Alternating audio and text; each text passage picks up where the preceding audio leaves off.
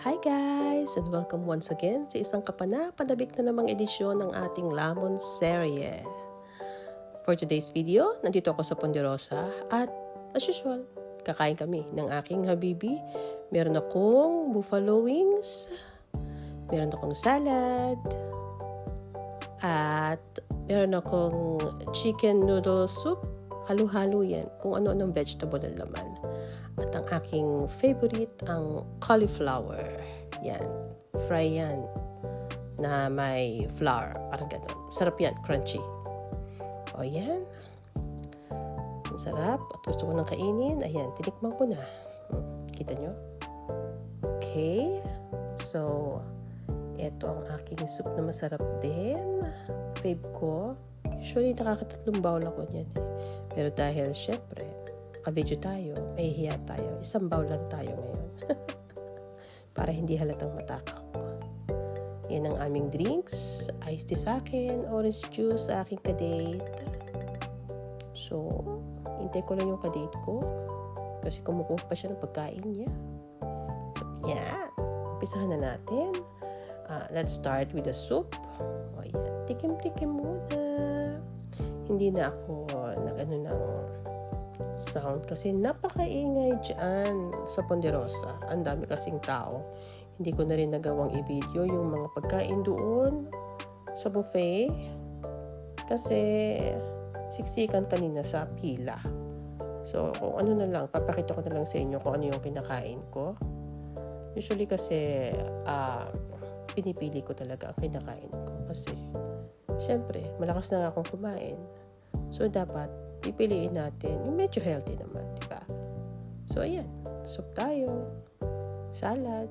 Or mga halaman muna tayo. So, ayan. Enjoy lang. At sana'y nabusog ko kayo.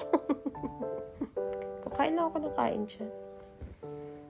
Yung habibi ko, umorder siya ng food niya. Gusto kasi niya ng steak. So, hinihintay pa niya. Habang ako naman, kain ako ng kain. Okay?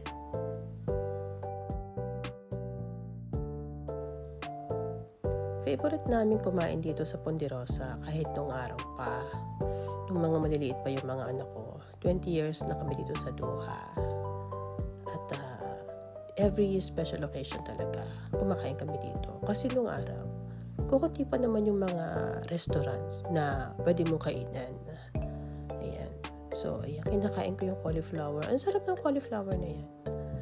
Talagang crunchy siya. Yan ang one of my favorite pag kumakain ako dito. Tapos na yung soup nila. Tsaka yung buffalo. Barbecue. Parang barbecue style. Ayan. Ito yung order ng aking habibi. Ang steak na well done. Well done kasi pag medium well, hindi niya makakain yan. Ayan. Pero usually sa ibang restaurant, naka-medium well kami. Dito kasi, pag medium well na, may mga dugo-dugo pa, nakakadiri. So, ayan. Ayan ang aking pagkain. O, diba? Kita niyo naman. Healthy ako. Ayan. May salad ako. May cucumber salad. Bukod pa yung ibang salad dyan. Halo-halo lang yan. So, ayan ang sa aking habibi. Masarap din siya talaga. Ayan. So, akin syempre ang unang subo. Ganyan siya. Ang aking jewels. Ang unang subo ng mga pagkain niya sa akin. Kita niyo. Ayan. Ayan. Kakainin na. Mainit pala. O, kita nyo? Kaya naman matabang-mataba na ako. May kinakain na nga ako. Tapos papakainin pa niya ako ng pagkain niya. Ganun siya lagi. Nasanay na ako. Ayan. So, kain lang ako ng kain dyan. Enjoy nyo na lang yung makinakain ko. Yan, papakita ko sa inyo. Masarap yan.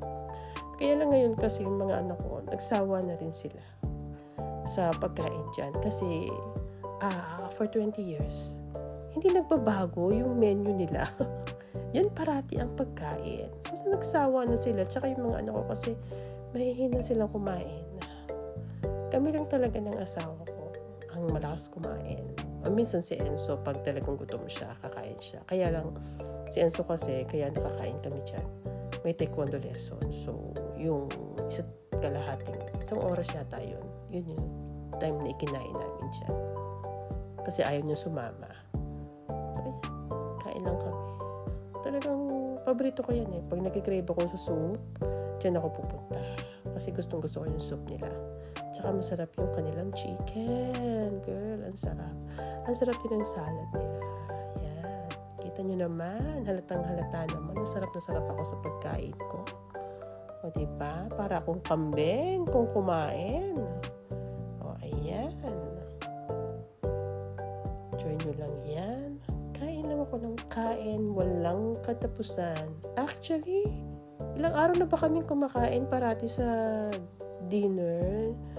Wala na, nasira na yung fasting ko ilang araw na. Pinagbibigyan ko lang siya kasi flight na niya sa isang araw eh. Banding na namin to. So, pag nasa Pilipinas siya, saka na lang ako magpa-fasting ulit. Ganun yun. Pagbigyan ko lang siya ngayon. Diba? Ang sarap ng kain. Yan. Inuuna ko talaga ang soup, tapos salad. Ganun, diba? Ang asawa ko iba, inuuna talaga niya yung mga kanin. Kaya tinuturuan ko siya. Sabi ko, kaya nabubusog ka kagad eh.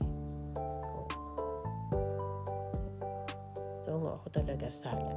Soup, salad, and then saka pa yung mga meat. And then, pag gusto ko ng carbs, doon pa lang. Or kung may sweets, kung may ano ba dyan, ganoon ako eh. In order. Kung kumain ako. So, ayan. Enjoy nyo lang. Hanggang sa maubos.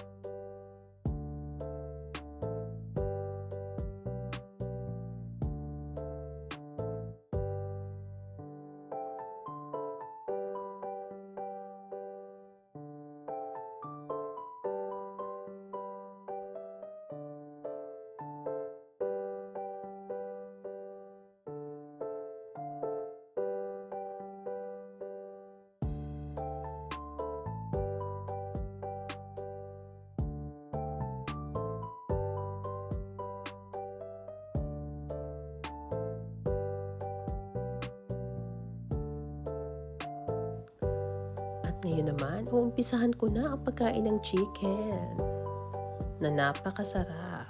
4 na piraso lang ang kinuha ko. Pero, tingnan nyo na lang mamaya ang gagawin ko. Kasi mukhang kulang pa sa akin yung kinuha ko, kaya inagawan ko ang asawa ko ng chicken niya. Kasi may steak na naman siya. Ganun lang, para hindi sayang. So, yan. Enjoy lang. Medyo fitness forward ko na para di kayo mainip sa panunood habang kayo ay naglalaway. Sorry na. Enjoy lang. Yan. Kita nyo naman. Feel na feel ko. Ayan.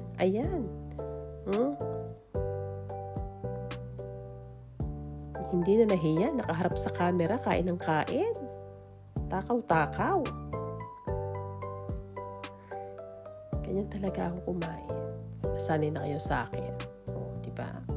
Masarap akong kasama sa kainan eh. Gaganahan talaga kayo.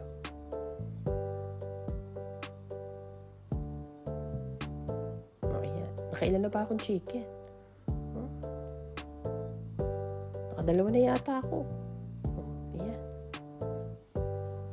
Mukhang paubos na. Puro buto na yun nasa plato ko.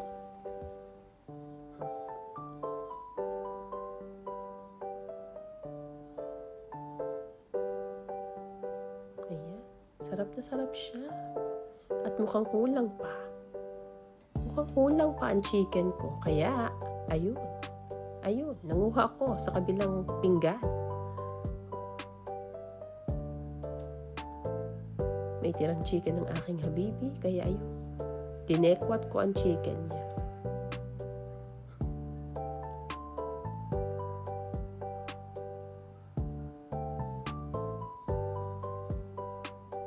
O ayan,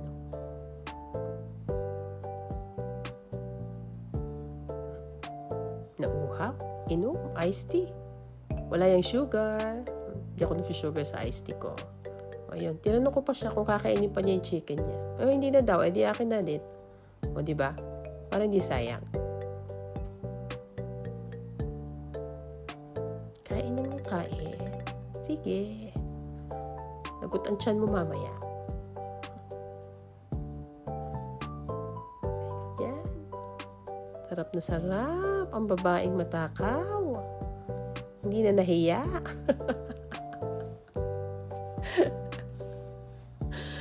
Huwag muna tayo magtitimbang, ha? Baka magkaiyakan tayo. O yan, kita nyo naman ang aftermath ng aking katakawan. Yan, inubos ko pa rin yan. Kasi sayang. Tapos yun ang aking habibi. Yan. Diet na daw siya. Kukunti na daw kinain niya. Ayan. So, ano naman susunod? Eto, potato salad. Ayan. Masarap din ang potato salad nila. Gusto ko rin. Kaso, konti-konti lang talaga ako kumain. Tsaka yan, nagbalik na yung kanilang bread. Dati kasi yung bread nila hindi masarap. Pinalta nila. So, ngayon bumalik na pala yung dati namin paborito na Ano ba tawag dyan sa bread na yan? Basta may nuts siya eh. Sarap. Kaya napakain ako. Usually, hindi ako kumakain ng tinapay. Mag-fruits lang ako. Kaya lang kanina kasi. Nung makita ko, kukunti na yung watermelon. So, hindi na ako kumuha. Yan na lang tinapay ang kinuha ko. Yan. Kain na kain. Masarap actually yung potato salad nila. Ubus ko naman. Kaya naman after that, ang bigat ang tiyan ko. As in, nabintog siya. Grabe, parang puputok. Grabe talaga. Hindi ako kalain na makakakain ako ng ganun karami. Well, ganun naman talaga ako kumain. Talagang pinakita ko sa inyo ang aking galing sa paglamot. Pero hindi ko naman inubos yung tinapay kasi hindi ko na nga kaya. Isang na lang. Nagtira naman ako kasi nahiya ako. Ayun, ubos na yata yung potato salad. So, ito naman tinapay ngayon.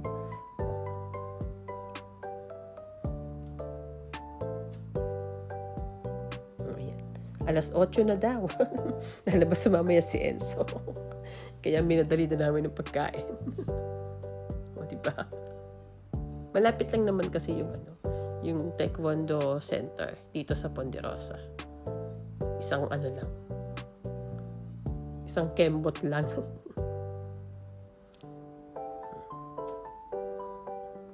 So, parang ginawa namin, eat and run kami talaga. Pagkakain, diretso bayad. Diretso balik na dun sa Taekwondo Center.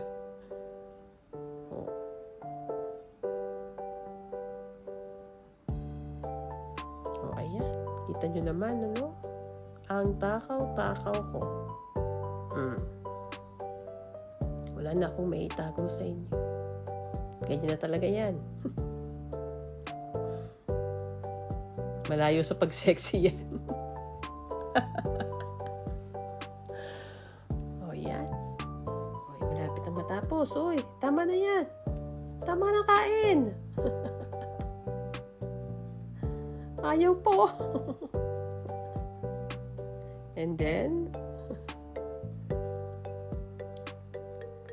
a few moments later,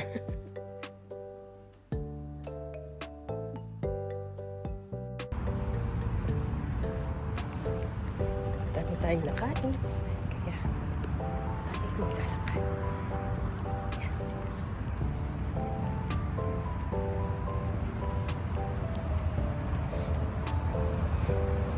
Salamat sa inyong panonood.